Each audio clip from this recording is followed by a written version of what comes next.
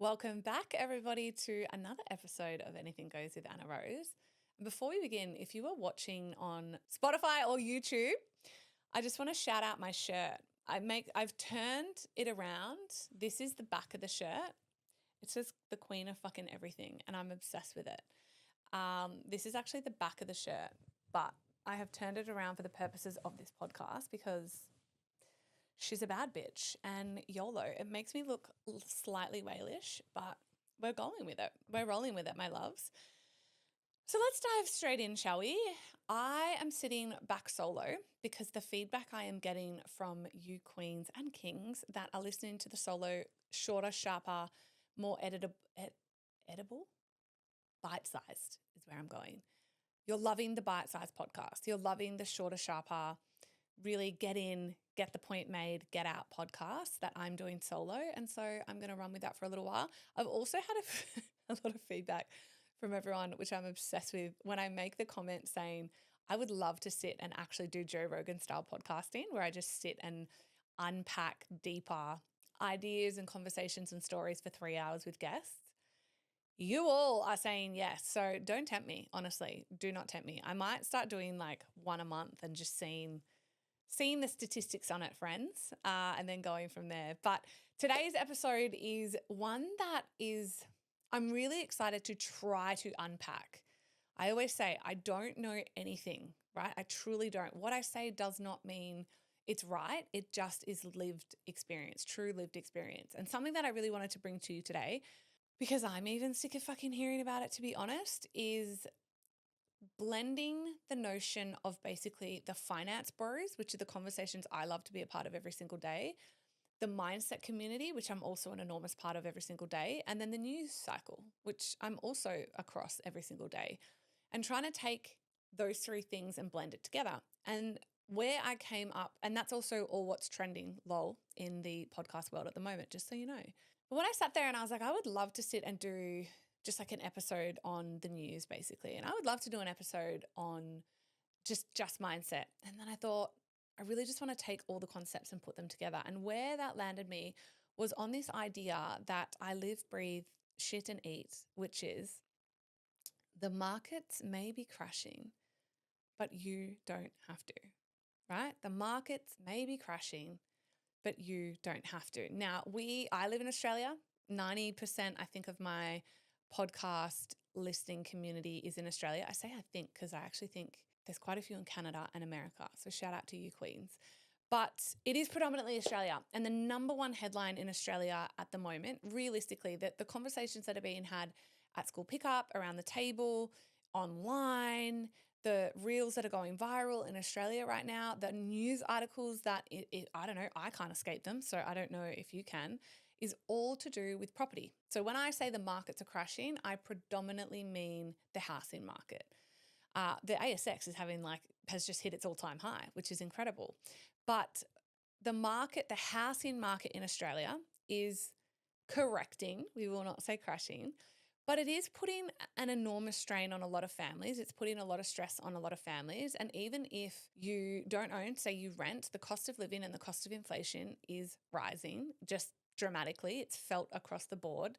No matter what position you're in, no matter who you are a part of this conversation, and it's something that is being felt in every single household basically across Australia. But something that so that's sort of the news theme aspect of it, that housing is correcting. I did a podcast a couple of weeks ago talking about the clearance rates on auctions, the inflation number. It's actually just cooled off a little bit. So they're saying that interest rates may be put on hold. They had just been increased when I did that episode. And then I went into the energy of money essentially. And I think it was 3 or 5 things that I would be doing right now with my money if I were you. Today, what I want to focus on is actually basically 3 mindsets essentially that are keeping you stuck and connecting your self-worth to your net worth in essence, which is just not the place to be. And I want to say that again. When you connect your self-worth to your net worth, you can do that too, your net worth, you are setting yourself up to fail. And it's ironic for me that we do that as a society and we judge others on it as well.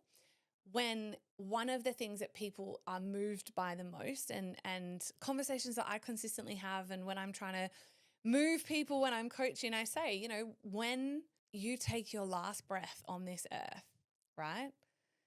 And you were buried or cremated, whatever it is, on your tombstone, it will not read, had $1 million in the bank, or was a formidable businesswoman. I fuck having that on my tombstone, right? I want it to read, lived the width and the depth of her life, whatever. I want it just to read that I was a remarkably fun woman that skidded into the grave, burned up, ripped up, fucking smoking a cigarette. Now, I've never smoked in my life, but just that has lived a wild, chaotic, beautiful, memorable, worthwhile life, right?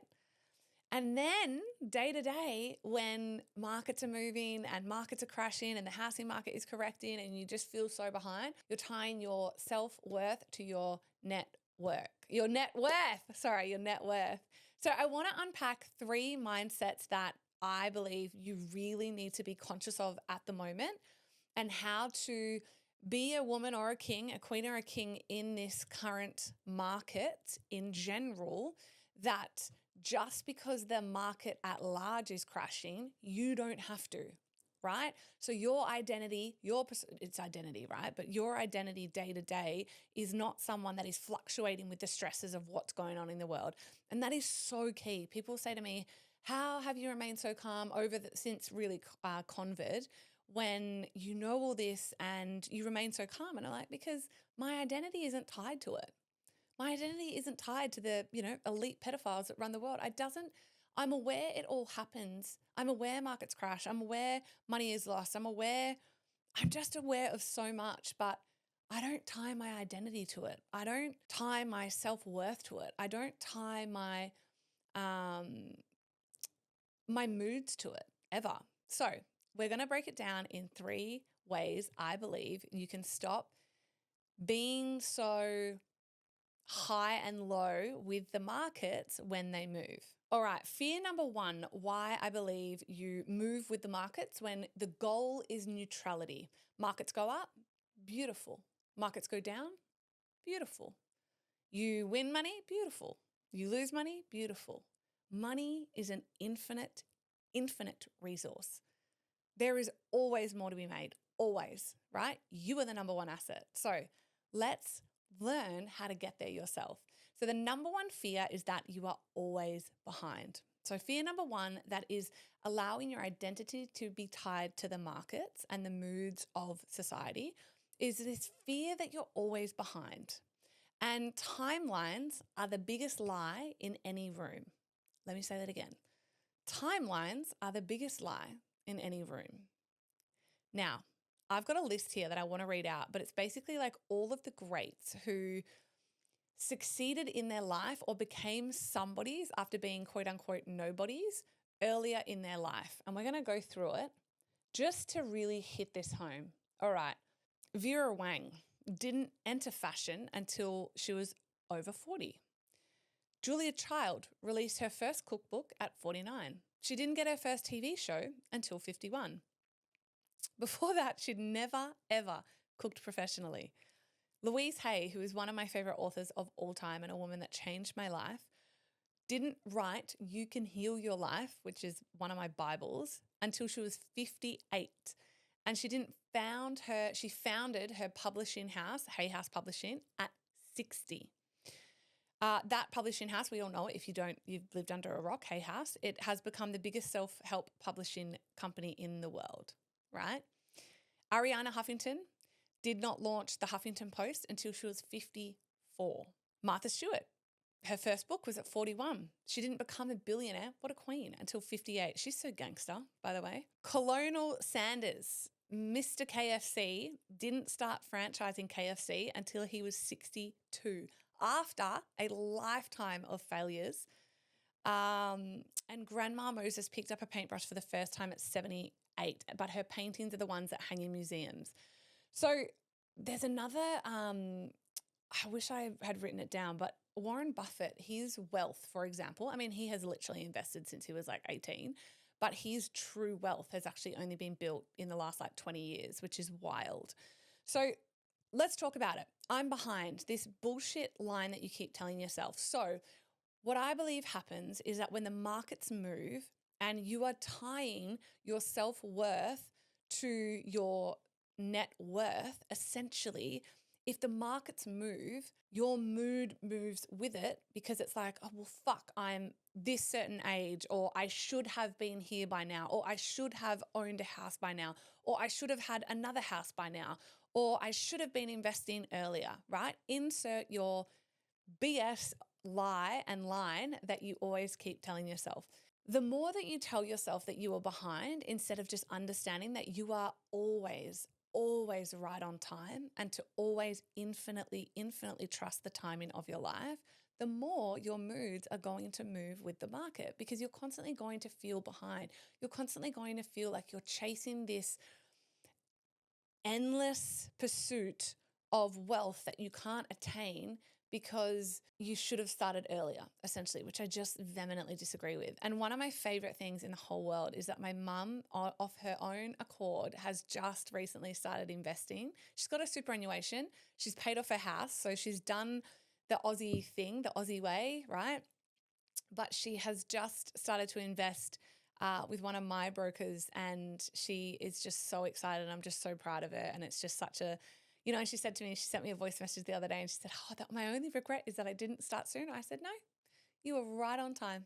That's what everybody says, but trust the timing of your life. You are right on time.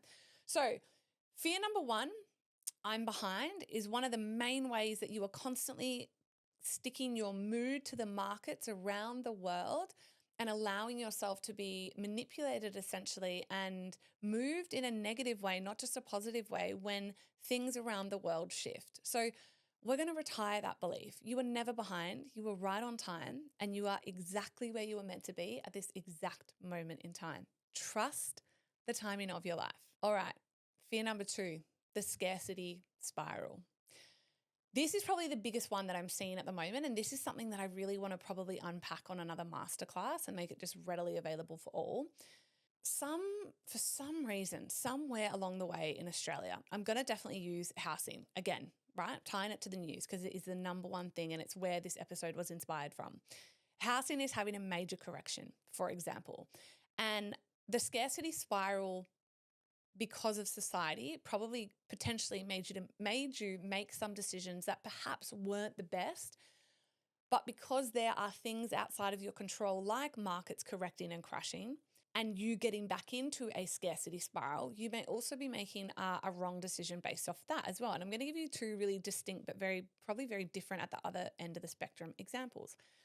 So somewhere along the way, Australia decided that you are not wealthy unless you owned a home. I went to stop myself because I'm like, you don't own a home. The bank owns your home. And that's the problem, right? And I literally can't tell you how many times my whole life people have said, just been bewildered by the fact that I have never taken my wealth and put it into real estate. But to me, business, it's not even to me. Statistically, financially, scientifically, business outperforms real estate 100% of the time. So I have put my wealth into several companies that I have built, scaled, and earned millions from. That's how I build my wealth, and then I put it into shares and crypto. That's my decision. I've never put it in real estate. For some reason, Australians decided at some point that's where they had to be. And if you didn't own a home, then you were poor. You were poor, right? You're a poor person. You're poor is what I'm trying to say. It's wild. It's ironic almost and ridiculous to me. But what has happened along the way, and what I've seen more recently, is people make two bad decisions and then potentially another bad decision because of a scarcity spiral. So the reason your mood is tied to the market right now and how to release that is stop getting in scarcity spirals. Example number one is thinking that you have to do what everyone else is doing just to look a certain way, right? Australians are renowned for getting into debt that they shouldn't have, that they can't afford, to keep up with the people that they don't like, which is ultimately the Joneses, the next door, the friends, right? To keep up this facade. And then potentially commute for 4 hours every single day, work in a job that they hate to pay off a mortgage for 70 years of their life, 60 years of their life. I just don't get it. I don't get it personally. And what I find is that scarcity spiral, thinking, oh my gosh, I'm behind, and oh my gosh, but Barry and Lisa just bought their house, or Jackie and Sarah just bought their second property, or whatever else. It's like, fuck, we need to do it. So you have a scarcity spiral, which makes you make poor decisions and get into investment decisions that perhaps aren't the best for you. Maybe shares are better. Maybe crypto's better. Maybe business is better, right? Who knows? The other side of that is the abundance spiral, right? And I've got two really powerful examples that I have witnessed recently. Number one is a beautiful girlfriend. So one's a very close girlfriend in my life that was on my Wealth and Freedom Summit and had her mind blown open. She'll be listening to this. And she's just a queen, right? There are people that listen and don't take action. There are people that listen and take action. Now, that summit was purely educational, right? I just wanted to bring the best minds in the best asset classes, real estate included, that could talk from their deeply lived, deeply experienced experience, qualified experience, and talk to you about the asset class that they know, love, trust, and back. And that's what occurred over 5 hours. It's still one of the best money courses out there, I believe, or investment courses out there. $199 for 5 hours. One of my girlfriends had listened to that, and she owns a house. She'd scarcity spiraled, right? Ultimately, owns a house, has some beautiful kids here, et cetera, et cetera. But tax in Australia is just getting out of control. Now, instead of the scarcity mindset of like, oh my God, well, we need a second home, or we need to be more frivolous, or we need to be careful, or we need to fritter this away because the government's coming for more, which they are. Instead, she took the Wealth and Freedom Summit. She looked at it. She looked at her options, and her family decided, her and her king of a husband decided, we're actually going to sell the family home, and we're going to pack up and go and move to Panama internationally. And we're going to go to a much better tax haven country. That's probably where we'll do our tax setup, and live a life of freedom, which is beautiful. So here's a spectrum that I've just given you. 8 times out of 10, I would say. I'm just trying to think how you can see it on the screen if you're watching. It'll be the opposite. I think it's this side, right? The 8 times out of 10 on the spectrum, you've got the scarcity spiral of markets move or are moving. And because you have the mindset, I'm behind, oh my gosh, it's too late. We need to buy more, get into more debt, keeping up with the Joneses, etc. You're at this end of the spectrum, I can say the spiral, essentially, right? And you have that deep, consistent, relentless scarcity mindset. On the other end, there's women like my girlfriend who will open her mind and listen and is not moved by the market, actually learn neutrality in that instance and said, do you know what? I'm going to make the best decision, not for my next door neighbor, not for what my parents have taught me, not what the government tells me to do. I'm going to make the best decision for myself and my family. Might not make sense to anyone else in the entire world, but it makes sense to me. And she acted on it. And they're literally just about to move. I'm so proud of her. We won't be far behind them. But it's remarkable, right? And so I feel like your mood is so consistently tied to markets, essentially good, bad, indifferent, the highs, the lows, etc., because you're operating from a sense of scarcity versus a sense of abundance, that there is always opportunity, that it may not be in your backyard, that it may not be in your nation, that there is infinite abundance available to us all of the time in all ways, and we just have to look outside the norm and what the government is telling us to do to go and find it. And that's how I live.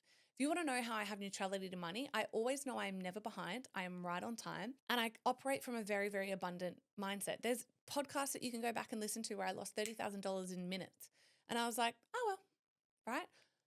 That's the level I'm at. But, that could be 200 for you, and that could feel like a lot. But it's like, you want to get to the point where it's like, beautiful. There's always more to be made. It's okay. There is always more to be made, right? Always. So that is the fear number 2 that we are parking and retiring as of now. All right, fear number 3, and this is the one that I have been fleshing out all episode long, but my self-worth is tied to my net worth. And I want you to park that today. We're retiring that today. That is done. Bye. Bye, bitch. We're done with that one.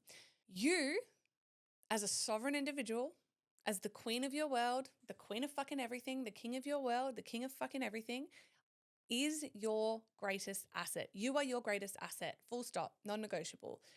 No market cycle can ever touch that. Not a high, not a low, not a dip, not a sell, nothing can touch the internal, intrinsic self-trust, self-belief, and self-worth that can only come from knowing, loving, backing, and trusting yourself, right? The market cycle does not need to or get to or have to touch your self-worth when you operate from a place that you understand that you are not behind, that there is plenty of abundance in the world that is available to you at all times, that wealth does not have to be built in the way that it has always been done, possibly in your family or a society or your community or your religious group or because your parents told you so, aka real estate, right? Perhaps it is becoming an artist randomly because you're actually a really good painter and moving to fucking Greece and eating fruit and swimming in the Aegean Sea and living your best free life. Perhaps, I don't know, right? But when you can become so beautifully neutral to money, your life will unlock because a market can move, right? And your money can move and cycles will ebb and flow. And money will rise and money will fall and markets will rise and markets will fall and you remain untouchable. You remain neutral because you understood long ago that your self-worth is not tied to your net worth and that you are your greatest asset and no market cycle can touch that. And when you work on self, when you understand that concept and you work on your mind, I was going to say your money, that too. When you work on your mindset, when you work on your money, when you work on that inner knowing and self-worth that can only come from within, it will never, ever come from without. It will never come from the friends that you have or the car that you drive or the money in your bank account. Never, right? It comes from the deepest, most authentic living of living true, right? Just radical honesty in your life. That to me is self-worth. When no one can affect you, no one can have anything over you, no one can say anything to upset you because you've dealt with all your trauma and your triggers, right? You just live in this beautiful neutral space and place. Markets can rise, markets will fall. Doesn't bother you because you know that you're your greatest asset. And you can show up in the world and launch another business, right? Because you're your greatest asset. So you've up-leveled your skills consistently. You can run a masterclass. You can start a little side hustle. You can get another job. You can invest something really cleverly with no attachment, whatever it is, and understand that we're here to play the game of life. So my wish, my loves, is that in 1, 2, 3, 4, 5, 10 years, you wake up in a body, with a bank account, in a house, in a relationship that you fully recognize. And not only recognize that you wholly, deeply, madly love and you're in love with because you didn't let market cycles affect your identity. It didn't become who you were. It didn't allow you to make scarcity decisions, right? It didn't allow you to make wrong decisions. It didn't allow you to stay stuck in a job, in a country, in a relationship, in an investment that didn't serve you any longer because it was just what you've always done, right? You will change your life the minute that you understand that the number one way to access infinite abundance is in fact to become neutral to money and therefore markets. I'm going to leave it there. I hope you got something from this episode. As always, can I just say, every time I say this, somebody takes action and it just moves me so much and it helps the podcast so much. But your reviews mean the world to me. And whenever I remind you at the end or the start of a podcast episode, someone takes action and it's just so beautiful to read them. It's obviously, I just got a really big guest last night actually who said yes to the podcast, a female founder. And she said to me, well, why would I say yes to your podcast? And I said, well, I have the same amount of reviews, 5-star reviews as Candace Owens, which is wild to me, on my podcast. And she was like, that's fucking incredible. And I was like, yeah, it is. Like, it's random. It's 200 and I've got like 220 something. So it helps. It matters. It makes me really stand out. So yeah, if you liked this episode, if this episode moved you in any way, if you learned something from this episode, please share it with a friend. Please tag it in your stories. Please write a review, leave a review on the podcast in general or this particular episode, because it really helps me move the needle forward. And I love doing this. It's one of my greatest passions, honestly. I get to come and yap to you for like up to an hour once a week. It's elite. And it just means the world to me. So I will leave it there. And until next time, my loves, stay wild.